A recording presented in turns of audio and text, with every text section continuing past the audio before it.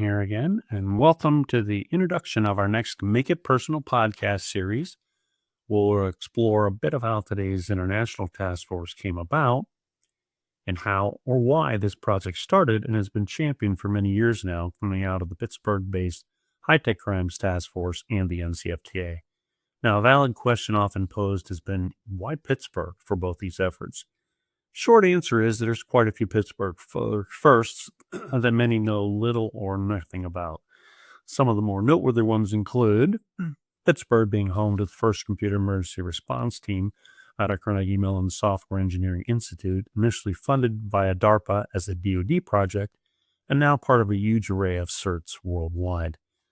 Other firsts include the first radio station in the world, KDKA Radio and later TV, the first Major League Baseball ballpark and World Series, home to the first Big Mac, creation of the first pull tab can, followed by the first heart liver transplant, maybe not a coincidence, first motion picture theater, Nickelodeon, more bridges than any city in the world, and quite a few more firsts associated with the move from manufacturing to high-tech and healthcare.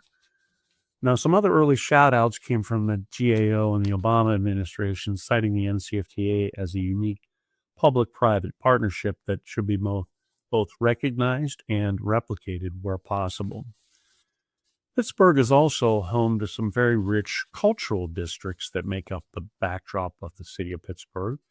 In and around the city of Pittsburgh include Pittsburgh's Little Italy neighborhood, the Polish Hill community, strong Eastern European and Jewish community, as well as Asian community centers, setting a diverse landscape for both domestic and international collaboration. Now, as we build collaborative models in the U.S., we initially extended those partnerships internationally to include West Africa, Romania, and Turkey, sponsored initially by the NCFTA, IC3, and the Cyber Initiative Unit stationed at the NCFTA. 7 years later, these early partnerships expanded into the larger ITF we've come to know more of today.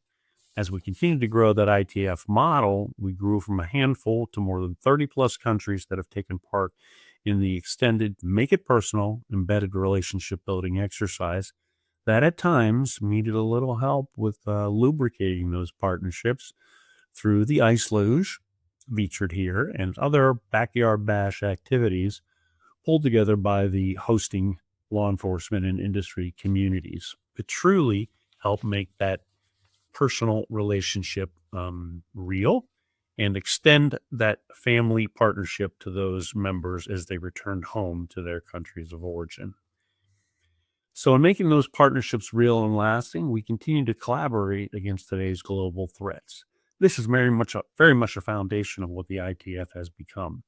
In this episode, we brought together some of our early pioneers and extended family members to share lessons learned, challenges overcome, and where we might be headed both today and tomorrow.